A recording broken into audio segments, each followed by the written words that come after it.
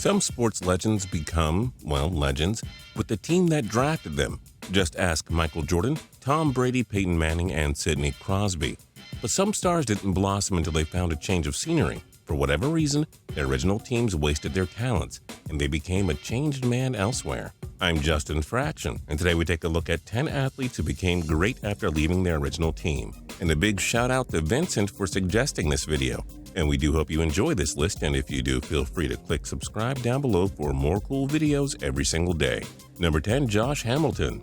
Tampa Bay drafted Hamilton first overall in 1999, but alcohol and drug addictions pushed back his MLB debut.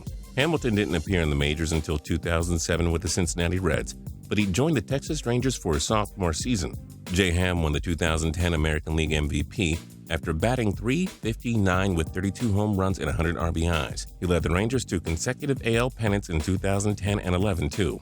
Relapses and injuries have slowed him down over the past few years, but he was able to establish himself as one of the league's most dominant hitters thanks to his move to Texas. Number 9, Steve Nash.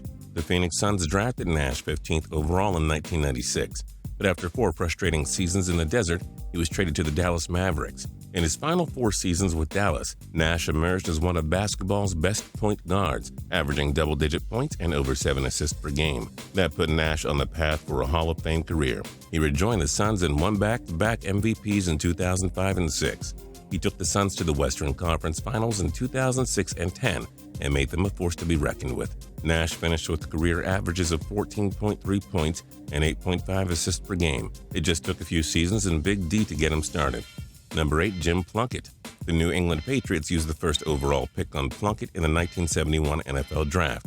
What they got was 5 horrible seasons that saw Plunkett throw 87 interceptions and just 62 touchdowns. Not good.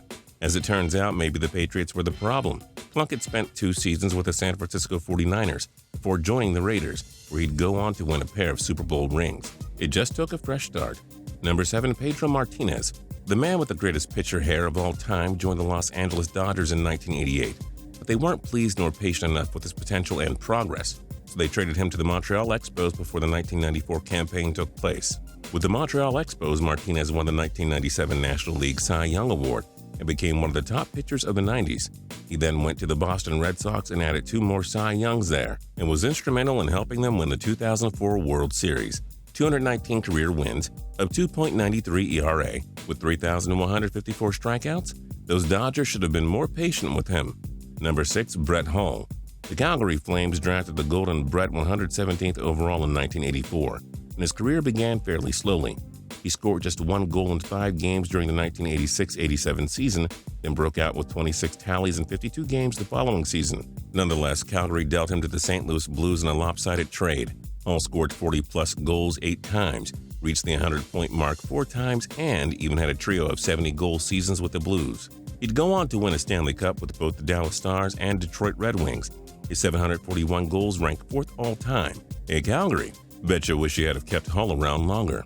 Number 5, David Ortiz.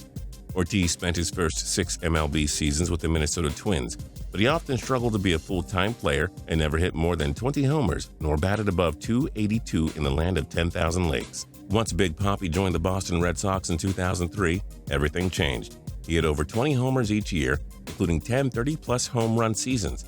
He batted .300 or better in 7 seasons and led Boston to a trio of World Series championships. Whatever's in that Boston clam chowder, it somehow helped Ortiz become one of the greatest sluggers in franchise history.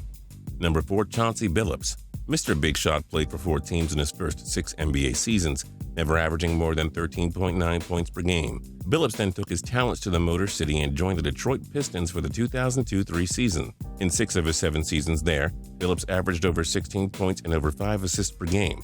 Billups led the Pistons to the NBA championship in 2004 as well. 5-time All-Star revamped his career in Motown. Perhaps working with Ben and Rasheed Wallace somehow did the trick. Number 3, Brett Favre. The Atlanta Falcons drafted Favre 33rd overall in the 1991 NFL Draft. However, he attempted just 4 passes and completed 0 of them. He was then dealt to the Green Bay Packers and became, an icon. Favre won 3 NFL MVPs with the Packers and turned them into an NFC juggernaut, leading them to a pair of conference championships and Super Bowl 31. Before Peyton Manning broke his records, Favre retired with the most career touchdowns and passing yards. No wonder the Falcons are ringless. Number 2, Randy Johnson. The big unit struggled in his 1989 season with the Montreal Expos, going 0-4 with a whopping 6.67 ERA. The Expos gave up on him when he joined the Seattle Mariners later in the season, going 7-9 with a 4.40 ERA. But time was all that Johnson needed. The 10-time All-Star went on to win a Cy Young with the Mariners and 4 more with the Arizona Diamondbacks.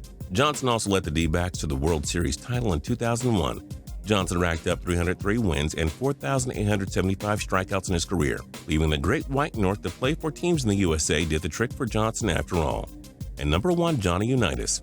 The Pittsburgh Steelers drafted Unitas with the 102nd overall pick in the 1955 NFL Draft, but he never threw a pass with them and was released, falling into the laps of the Baltimore Colts. Unitas then emerged as the best passer of his era, leading the Colts to 3 NFL championships and a Super Bowl title. The 3-time MVP finished with 40,239 passing yards and 290 touchdowns. I bet the Steelers would have had more than 6 Super Bowls if they had more patience with Unitas. What other athletes shined after leaving their original team? Join us in the comment section below. If you liked this video and learned a thing or two, clicking the like button helps us out a ton and we appreciate it. If this is your first time coming around to Total Pro Sports though, subscribing is a great idea because we put out videos like this every single day. But as always, thanks for watching and we'll see you guys next time.